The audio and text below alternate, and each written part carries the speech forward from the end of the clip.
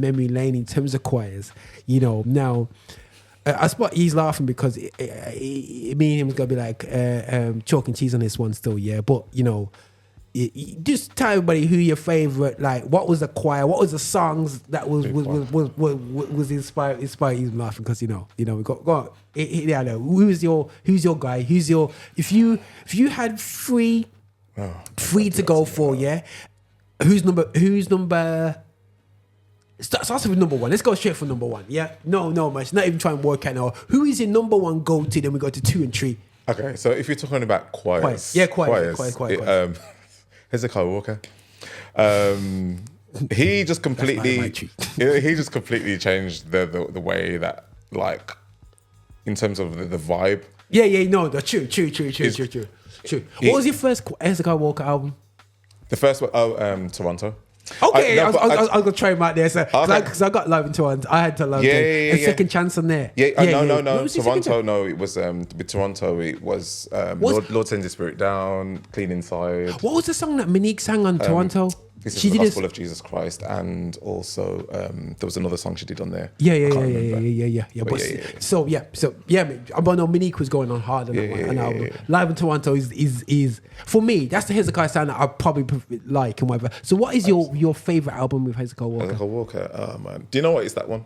Is it? I let him off. Yeah. It is. I thought you got a commercial on me and say, no. Praise. Sorry.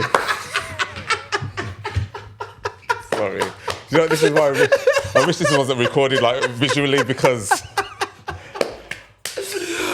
there's nothing wrong.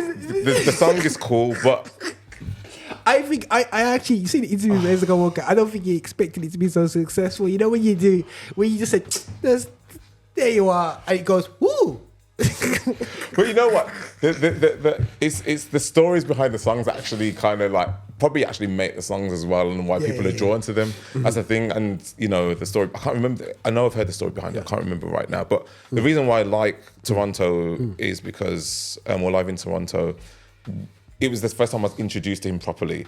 I do remember hearing the older albums in the car with my brothers and sisters. Okay, stop that. That's the oldest one I heard. There's the older albums. There's the older ones, from the 80s. Yeah. But that one was the one that I really invested to. And then I remember reading in the credits the story behind the recording, because they nearly didn't make it to the recording because there was a snowstorm and stuff. Wow. So all of that, so they only ended up recording it with like half the members there. Wow. So all of that kind of feeds into why I like the album. Into that, man. Okay, cool. No, I get there, man. I thought man's playing every Tuesday. You know, the one that's still man.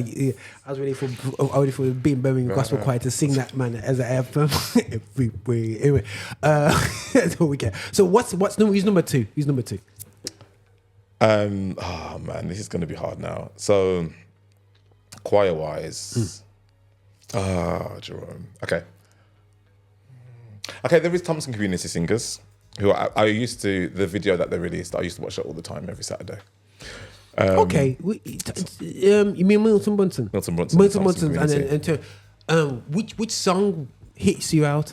Oh, everybody sang "I'm Available to You." Oh yeah, there's that. But no, I used to.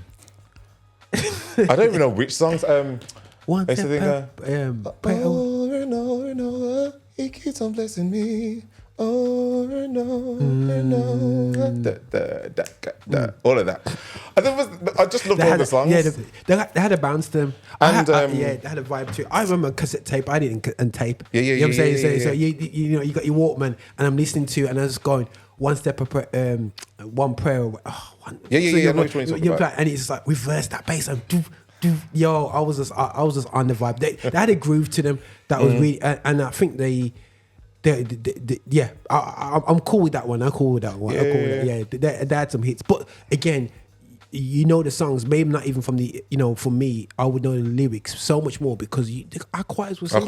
We sing on more time. All them time. Yeah. So then, third now. So this isn't actually, no, it started out as a choir and it kind of went into like a chorale kind of, Fred Hammond and RFC. Radical Choirs. You talking about Inner Court? Yeah, from then. Although the live CD, they got live at the studio recording. I used to listen to Inner Core. I used to like it. Yeah. But I kind of got more into him when he released Spirit of David. Okay, yeah. I wasn't before really before the Pages of Life. You know. Yeah. So I like stuff like Breathe Into Me. Breathe into me, oh Lord. Yeah. Okay, yeah. We used to love that song. We used to sing it at church, like it's a choir and stuff, and loads of other songs off the album, man.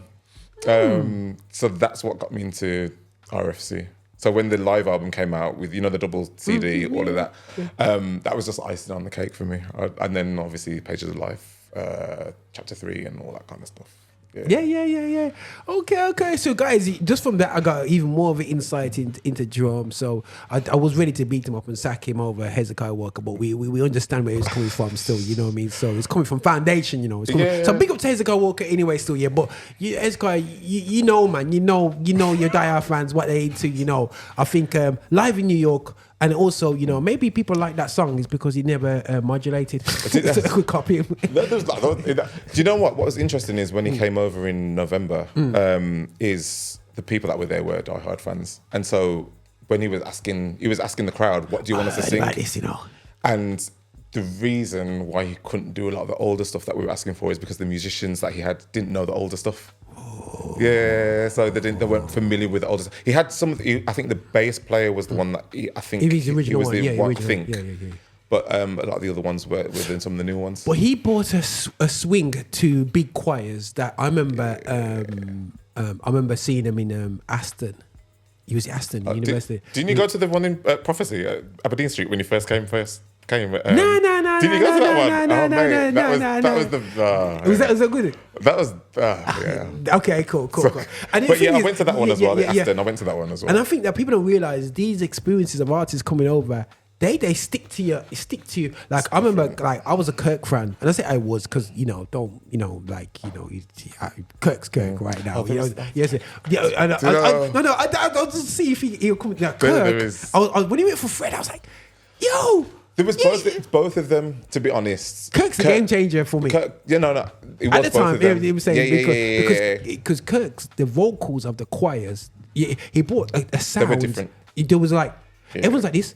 All right, then I tell you what, get rid of the trashing and just stick with the G's, and it brought the chorale vibe into, and that had such a big sound that I was like, oh my gosh, like he's and the thing is, what they were doing was like, it was different too. Yeah, it was different.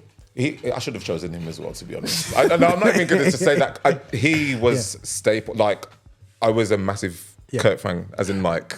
From the album, Symphony Hall, all of that. Symphony Hall, that gig.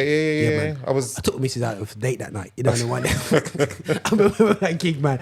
And you got Symphony, and you got like with that his first, I would say, up to Hosanna album. When he did that live one with Papa San on the track and all that business. That album. I think up to this Kirk, man, you're legendary. You're absolute legend. When you look at, amazing. You know what I'm saying? When you look at that, and these influences and inspires us over here. And I think this is the power of gospel music. It inspires sounds. It inspires us to do great stuff. It's inspired, Drum, you doing the gospel choir right now was inspired because of the fact that basically your entry point into music, you nothing but saw a choir. You know what I mean? You worked out, by looking at, like you said, the choir as a child, you was there looking at the conductor, working that language. It all comes from the choir. And this is, for me, the biggest missing link in why our talent pool has weakened in our churches is because we haven't really invested in the choir.